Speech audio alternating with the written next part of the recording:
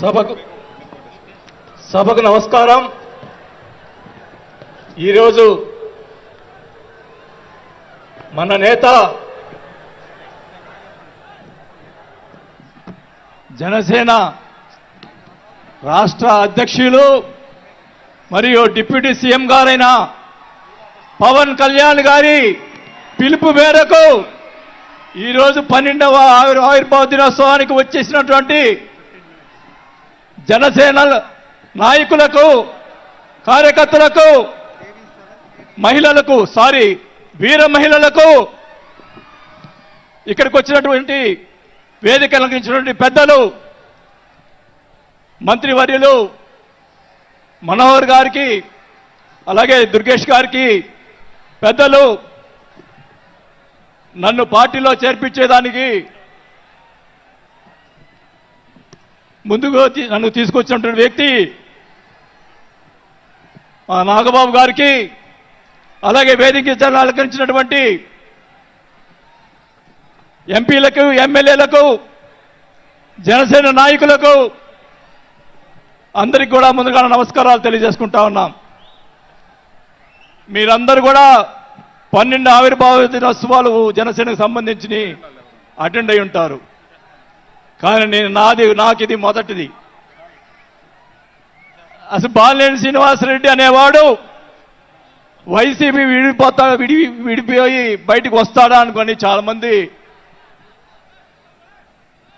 మాట్లాడినటువంటి పరిస్థితులు ఉన్నాయి. నాకు క్షమించండి కొద్దిగా, ఎందుకంటే మొదటిసారి కాబట్టి ఒక 5 నిమిషాలు తీసుకుంటాను. దయచేసి మనోహర్ గారు క్షమించాలని కోరుకుంటా ఉన్నా.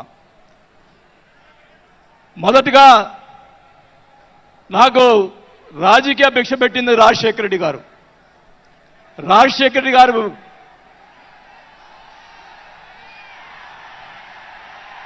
చెప్తాను, వినండి.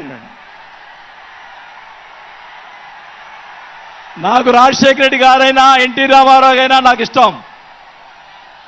మీరు దయచేసి వినాలా.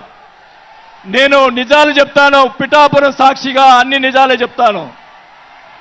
వినాలా, నాకు జరిగిన విషయాలు కూడా చెప్తాను.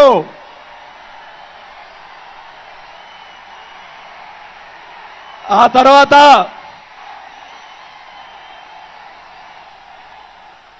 ఆయన జగన్మోహన్ రెడ్డి గారు పార్టీ పెడితే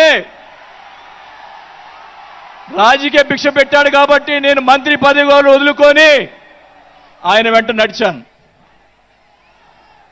నేను 4 సంవత్సరాలు, మనోహర్ గారికి తెలుసు, 4 సంవత్సరాలు మంత్రి ఉంది నాకు.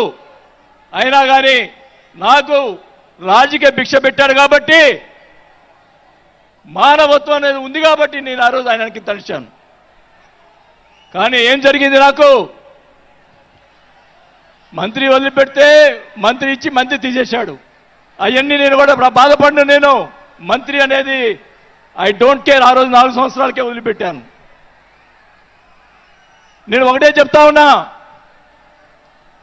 మన వంశీ గారిని ఆయన చెప్పాడు కదా, ఈయన